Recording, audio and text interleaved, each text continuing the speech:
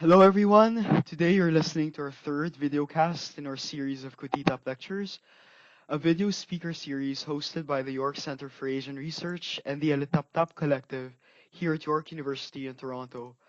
I'm here with Herbert Docena, one of the founders of the initiative called #BlockMarcos.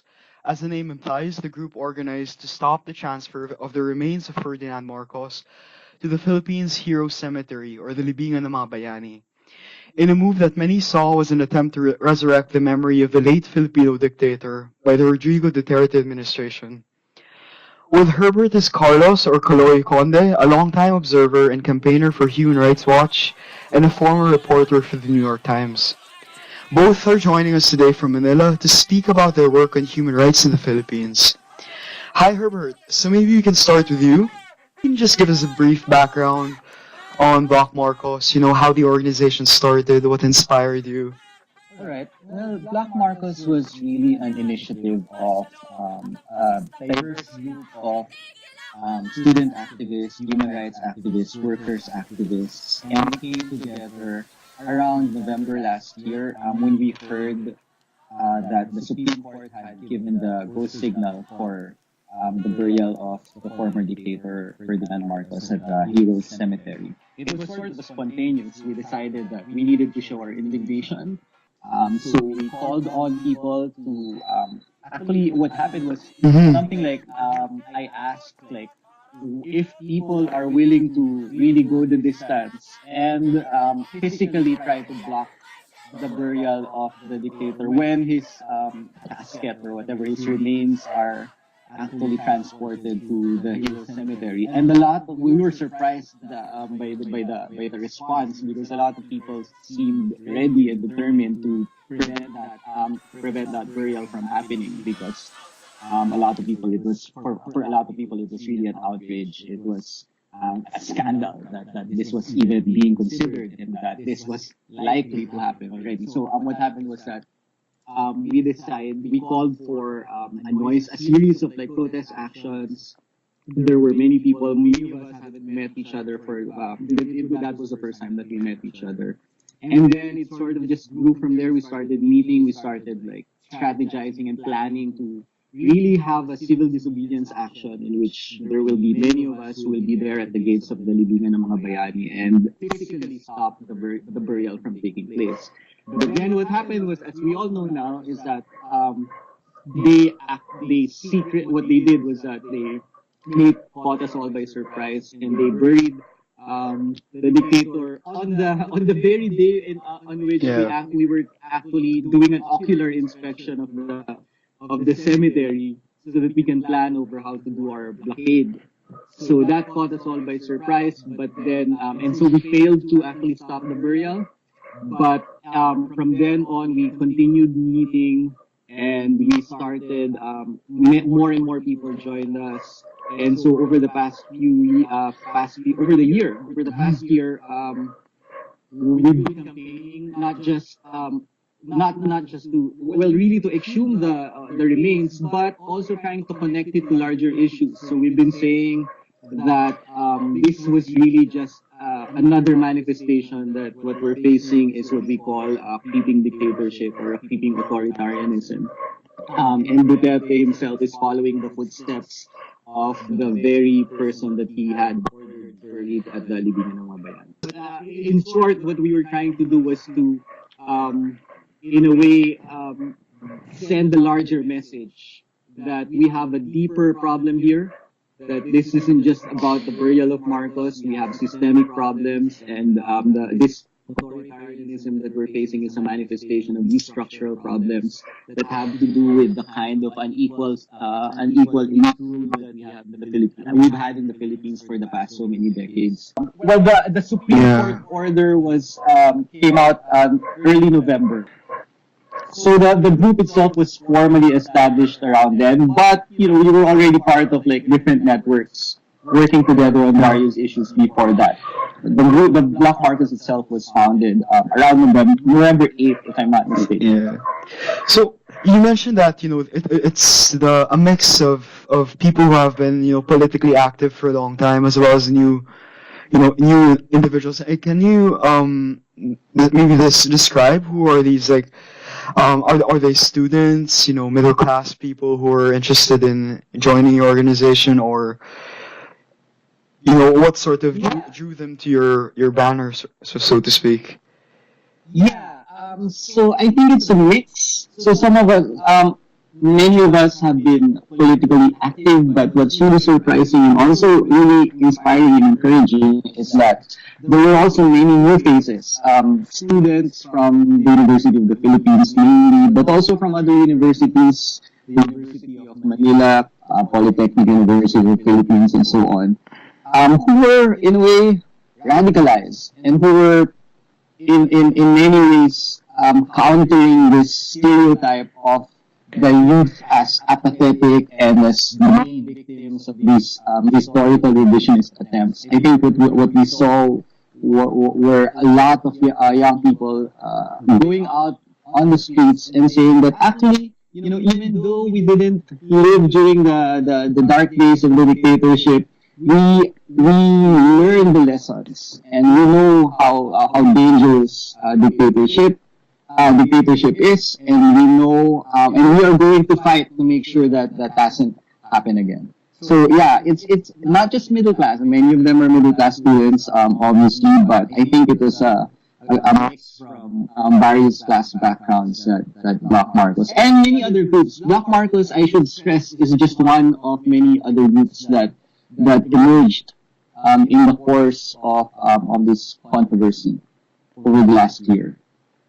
Absolutely. Are there, like, unions involved, or other civil society organizations who join you? So I myself was part of a union at that time. So I was working with workers. I was organizing workers, and so were others. But the other participants were from, let's say, church groups, the human rights organizations, some of them belonging to I Defend, which is this coalition of the coalition of human rights organizations that was formed also in light of the increasing number of killings due to the war on drugs. Like very different backgrounds, so it's really hard to summarize.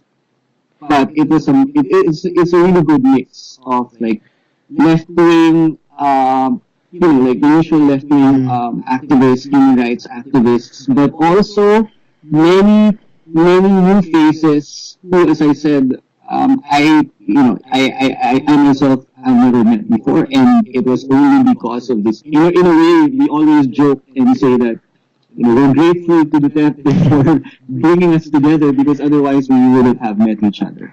And so what happened has been the formation of these new relationships, new networks, and I would say it's like creating the conditions for the revival, if not the reinforcement of a new left, if not like anti-dictatorship, pro-democracy movement in the Philippines.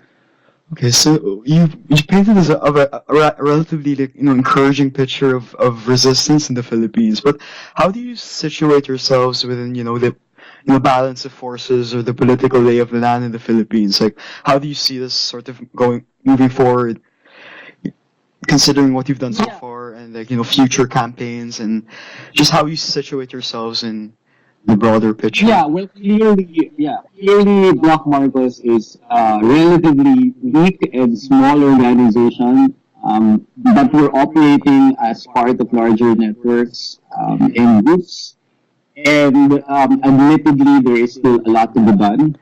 And compared to the other forces out there, like let's say the pro-Duterte forces, the other sections of the left, we're a minority. Okay. But I think I could say that we have fairly, we've made, I would like to think that we've been quite successful because, if you look back to that time, around November last year, very few people would even be willing, first of all, to hold Duterte accountable for this resurgence of the power of the Marcoses, to hold him accountable for the extrajudicial killings. I remember that there were still debates back then over whether that was the proper strategy or the proper call. And we at Black Marcos were the ones who were, out there and saying that clearly there is no way that we are not going to hold the Duterte accountable for what's happening in our country, for that burial and for the war on drugs. And also, we were the ones who were, against, even many people on the left. We were the ones who were already insisting that this was a manifestation of larger structural problems that have to do with our, what we call our elite democracy, and that the solution to this is not simply to replace Duterte, although clearly holding him accountable is a necessity, it is a precondition. We were already saying back then that what we need is a more radical changes. What we need is to address the root causes of the reemergence of dictatorship in the Philippines. And I'm saying that we've been successful because back then we were like voices in the wilderness. Even many people in the left were like saying, "Oh, wait, this is not really an issue that we should be channeling a lot of our efforts." The Marcos issue is important, yes, but there are so many other issues. And people were unwilling to even call Duterte a creeping dictator, let alone a fascist. But now it's like almost everyone is saying that's now well accepted. Many of our ideas have resonated among a lot of people, so that it's not even controversial anymore whether we should call for Duterte's accountability. I think we and so many other groups out there, not just Black Marcos for sure, I think we've succeeded in changing the terms of the discourse, the terms of the debate, and I think that's one precondition for larger political and social transformations. Although clearly a lot still needs to be done. Okay, thank you so much, Herbert. Maybe on that point, because you've given us really a comprehensive take on the question of resistance and the domestic situation in the Philippines. Maybe we can move on to Kaloy. Kaloy, can you talk? Hi, Kaloy. Maybe you can give us also a brief background of Human Rights Watch's specific work on the Philippines, and maybe speak more to the international context of the Philippines and Southeast Asia, the question of human rights and institutional democracy in the region. Yeah, sure. Thanks, CJ, for having me and Herbert on your quote unquote show. Just on that, so Human Rights Watch has been in the Philippines for quite some time now. I mean, for decades now.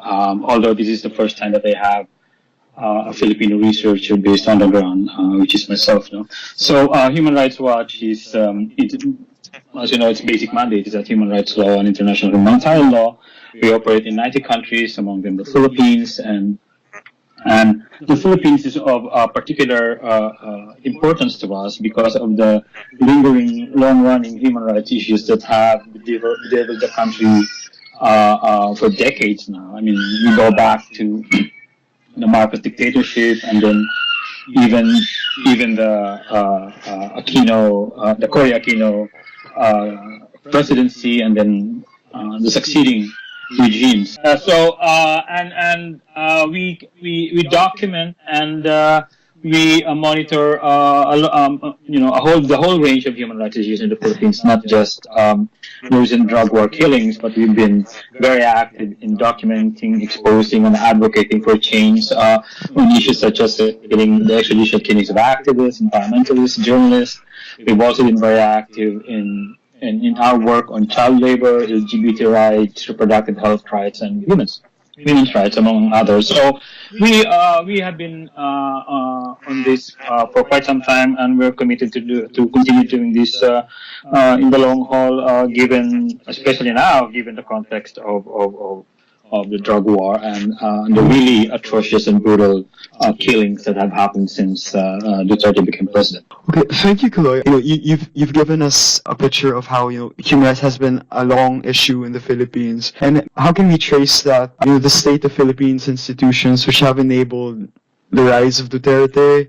The question of patronage politics in the Philippines. Maybe just a brief overview of that. Sure. Well, let's zero in on Duterte first. Human Rights Watch has been monitoring Duterte. Even I myself, when I was a journalist, I have monitored and covered Duterte, particularly the Davao Death Squad and the killings in the city in Davao. That was very popular, and that gave rise to him in Davao City, and subsequently becoming president of the Philippines. So I mean,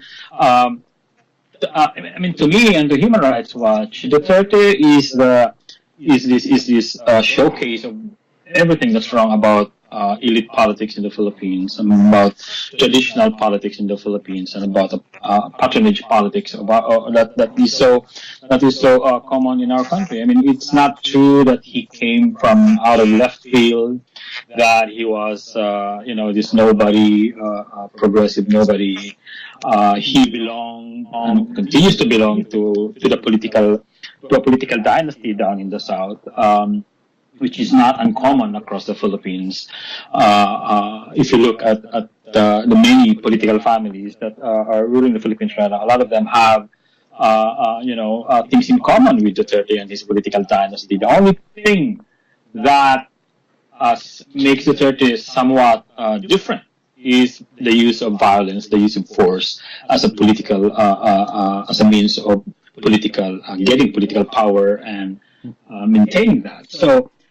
So yeah, I mean, what sort of problems these are? I mean, rule of law, for instance, and also our broken judicial system, our broken criminal justice system, patronage politics. These are all features of Philippine politics for decades now, and Duterte grew out of all of that. This morass of dysfunction, as I like to call them, of Philippine politics. He grew out of all of that, and so every time he says, "Oh, the reason why I won and became so popular is because the Filipinos are sick and tired of, how the old way of doing things as far as politics is concerned," and he's right.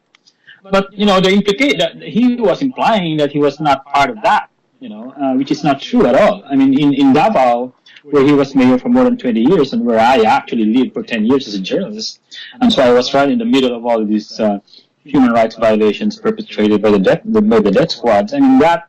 He perpetrated the same old elitist political system, violent political system, and he used that, he exploited that in 2014, 2015 to float his name as a possible candidate for the 2016 elections, and it worked perfectly for him. I mean, he basically exploited the many fears of Filipino voters about how their government have failed them over the years. Thank you, Kiloy. Because from my perspective, I think what poses challenges to people like Herbert is also the regional situation. Like, you talked about Philippines politics, but it also has a lot of similarities across the region, like, and especially in the context of the recent ASEAN summit, which had the U.S. President Trump, another example of a right-wing populist coming to the Philippines and barely even mentioning human rights and stuff like that. So this broader regional geopolitics really complicates, I would think, the situation for Herbert. Maybe you can situate, this is a question for either Herbert or you, Kaloy. Maybe you can situate what's happening in the Philippines with what's happening internationally. Yeah. Sure, I think Herbert is in a better position to answer this, but here's my 2 cents about that. I think that being politically shrewd and clever, Duterte saw that the regional context, the geopolitical context of his rise would benefit from that. I mean, he certainly. I'm not going to posit here that he opened the dam, as it were, for this type of strongman leaders. My view is that he saw there's a problem and then exploited it, and that's exactly what he is using. He is exploiting the weaknesses of other countries, of other institutions, of other blocs, such as the EU, the UN, the US even, to buttress his position, to support his position about the drug war killing. So in other words, the failure of other countries, the failure of geopolitics, plays right into his agenda in terms of the drug war and how to keep himself in power and really to strike fear in the heart of Filipinos. Yeah. So, yeah, first of all, I'd like to express my appreciation for the great work that, Kaloy's organization, Human Rights Watch, has been doing. I mean, we've really learned a lot from the painstakingly documented reports that they've been coming out with, and that's been really useful for our campaigns. Now, to your as for your question about the geopolitical situation here, I think you're absolutely right. This is part of a global trend, part of a regional trend. Here in Thailand, for example, they do have right now an actual military rule.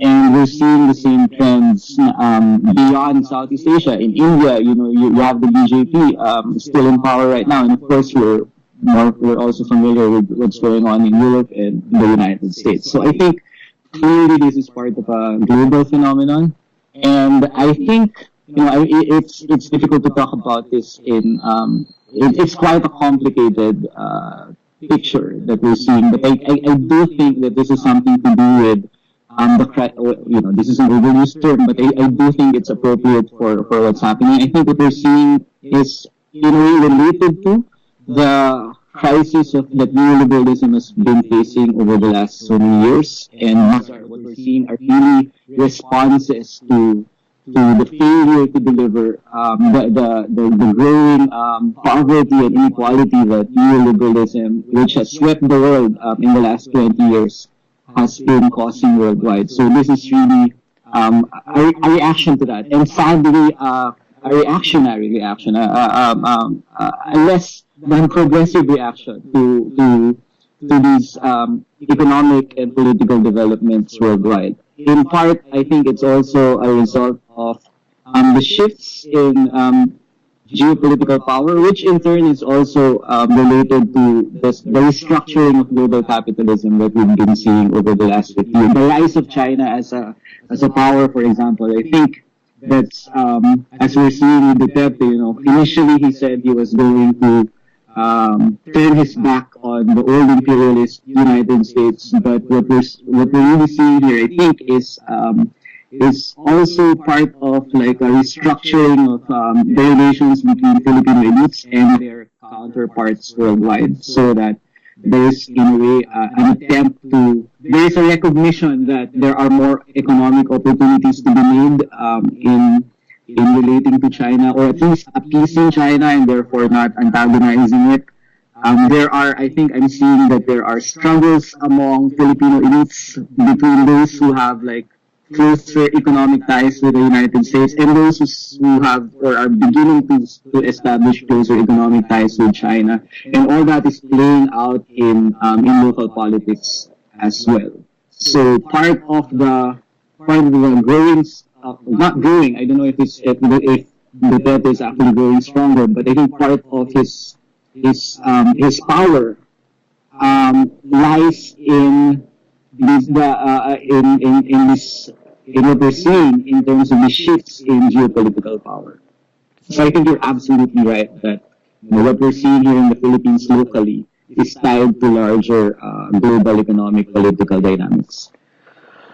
Okay, I think maybe just to wrap up and to leave on a more positive note, I think also I forgot his name, Kodoy, but somebody from Human Rights Watch also commented about the need to not to separate economic rights from political rights, and sort of to bring these two things together, and to see how democracy and political institutions are dependent on improving the situation, inequality, and all of that. Like, these things can't be separated, but they're bound together.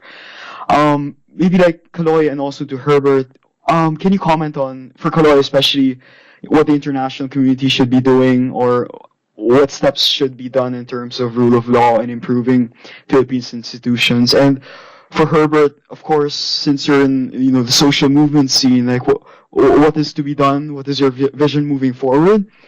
So maybe Kaloy first, and then Herbert. Yeah, sure. I mean, specifically, what the international community can do at this point is that in the short term, we would want specifically the United Nations to really come in and step up and deal with the situation, because we cannot expect the national government of the Philippines to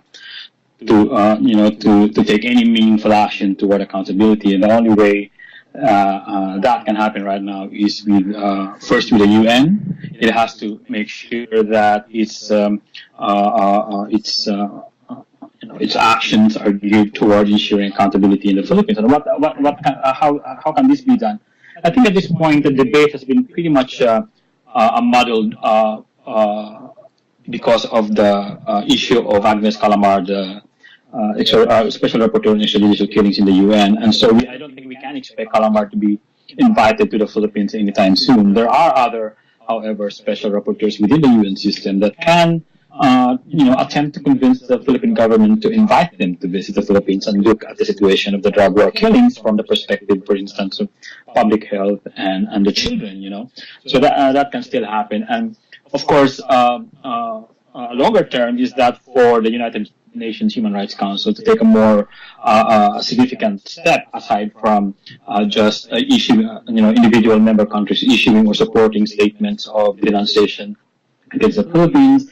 Perhaps at some point they can start discussing about a resolution, calling for perhaps a commission in inquiry in the Philippines and other steps. And of course, there's always the International Criminal Court, which from what we see right now, the Duterte government seems to be much more responsive toward. I mean, the fact that, for instance, Harry Roque, a known international law expert, has bbeen appointed as a close cabinet secretary, spokesman, and probably giving us legal advice is telling in terms of how the Duterte administration is prepping itself for a possible ICC date. Right now the ICC, of course, is much too busy with other problems around the country, so we can't expect it to do it immediately. And on the issue of rule of law, institutional building, there have been, over the years, under the Aquino administration, even prior to that, in fact, there have been attempts to try to fix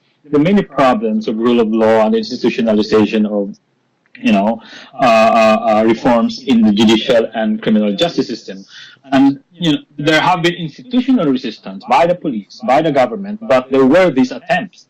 And now, what we're afraid is that these attempts, these programs are going to take the back seat or maybe shoved toward the back burner because of what's happening with the drug war under Duterte. And so, obviously, the solution would be to make these programs work even harder and to make them even more consistent. Because the problems that we see now in the Philippines that have given rise to Duterte, this all can be traced to that breakdown of institutions in the Philippines. And the only way to fix that is to make this program work.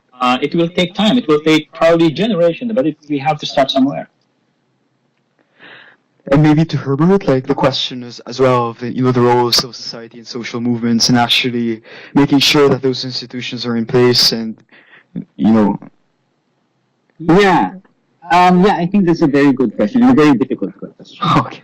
But I think the question here is, under what conditions can we repair or strengthen the institutions and the rule of law? And I think what we've seen over the last so many decades is that we really need a strong social movement to push for the kinds of reforms that are needed to create or establish a more meaningful democracy, more protections for human, economic, and other political rights. And on that note, there's a lot that is depressing about the social movements in the Philippines.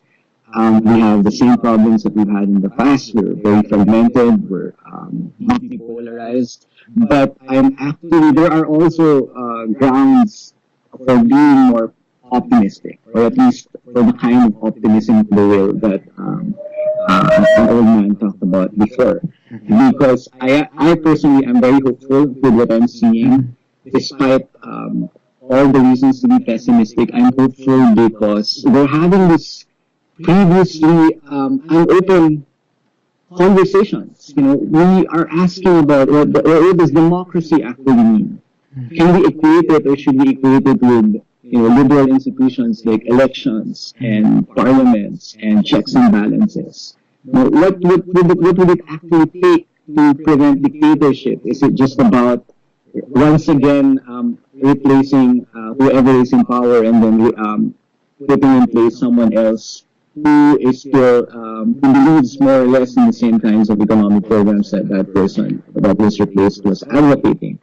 So I think, in a way, paradoxically, as it always happens, Duterte has opened up opportunities for us to be asking and debating the kinds of questions that we weren't really talking about before.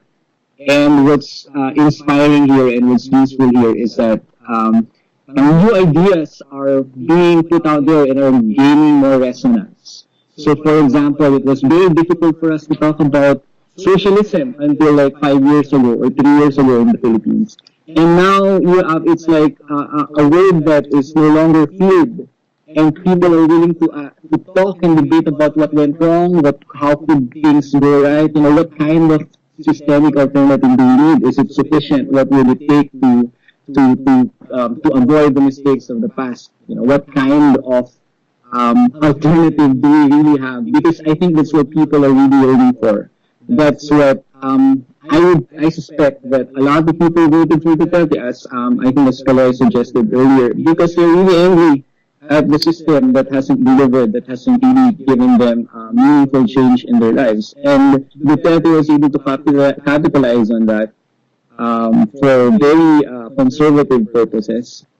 But I think what the task here is to really put out those alternatives and to have those conversations, because only then can you motivate people, can you build a social movement that will be able to push for some kind of real democracy here in the Philippines. Well, just on if you allow me, CJ, just on the social movement aspect of this, I think as a human rights advocate myself, I think this Duterte and what's happened since then, or since he became president, is a key moment for the human rights movement in the Philippines and civil society in general, but more especially for the human rights movement in the Philippines, because this has exposed the killings and the initially timid reaction by the usual human rights groups, and now this often confused, I would say, not even probably confused, but this, wrong or mistaken, disoriented appreciation of the problem has really brought to the fore the problems of the human rights movement in the Philippines that has developed over the years. I mean, look, one specifically is that the human rights movement in the Philippines needs to step out of the old model of approaching human rights from the whole the whole concept of, from the whole perspective of human rights being just an exclusive domain of political activists or journalists and such. As we see, most of the victims are non-political entities, non-political people, and that explains from where I sit. That explains why there was a timid response to the killings initially. And if we had a human rights movement in the Philippines that was more, responsive to those who are non-political, I think we would have seen a much more robust, a much stronger response to the drug war killings, and we wouldn't be, we wouldn't have developed all these animosities, with each other in the human rights movement.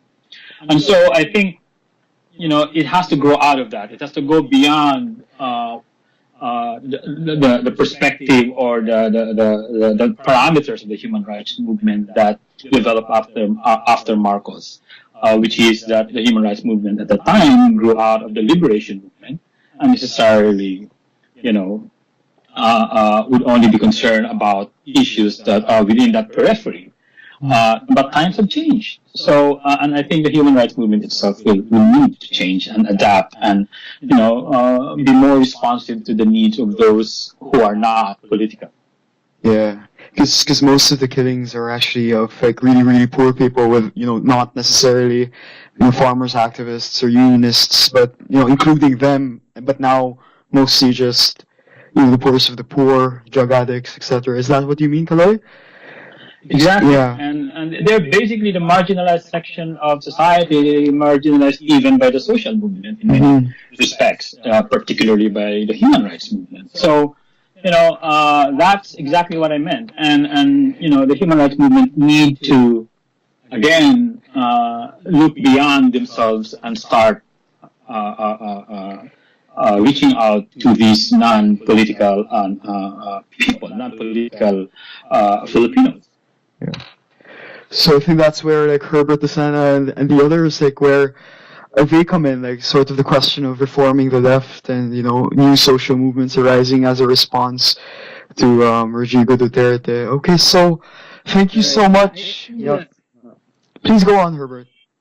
Yeah, no, I was just going to say that I actually strongly agree with Kaloy. I think what we need here is a little bit, and what we've seen, and I think what we've been seeing also is like a definition of what human rights actually means. And I'm glad to say that for many of us, we were uncompromising in criticizing the human rights violations that were taking place, even though they were not targeting necessarily political activists from the beginning. I think there's a lot more and more. That's why I'm hopeful. I think that there are more and more people in the left, in the social movements, who are moving away from that. Like that old notion that human rights is really a bourgeois liberal value, and that to use it is to, in effect, to become part of the enemies. I think we need to claim human rights as our own, and that we need to champion it, and in fact to show that we are more committed to human rights than other political forces out there. Instead of conceding that ground to them, I think we need to be able to affirm and to demonstrate that we are the ones who are uncompromising defenders of human rights. Exactly, Herbert. Yeah, exactly, Herbert. And I agree with you completely. And one thing, if I may just point it out, one thing that can be done actually is for the human rights movement to really be, to use a very old, tired term, to really be proactive. I mean, the human rights movement, the human rights group in the Philippines, they are in the best position to read the situation on the ground as far as trends, human rights trends are going. So, but you don't, in the matter of Duterte, you get this feeling that the human rights movement in the Philippines were caught unawares about Duterte. When in fact, they know what this guy was capable of. They've documented the abuses in Davao before, so they know what he's capable of. They know his record, and yet we didn't see that kind of outrage the moment he announced that he was going to run for president. My view is that if he had done that, if the human rights movement had done that early on, then it wouldn't have gained as much traction as he did. I think he still would have won, but at least from the very beginning, we would have again stake our claim to the ground that, look, guys, this is what this guy is capable of. Look, this is what he had done in the past, and are you really sure that you want him to run for president? And then the fact that nobody sort of raised that issue strenuously before, I think that gave Duterte all the enabling that he needed to be able to win, Thank you so much, Kaloy. Okay, so I guess that's all we have time for today. Thanks again, Herbert and Kaloy, and I'll see you, maybe I'll hear from you again. Thanks, CJ, and congratulations to Alitap Tap. Okay. Yeah, thank you for this initiative, CJ. Okay.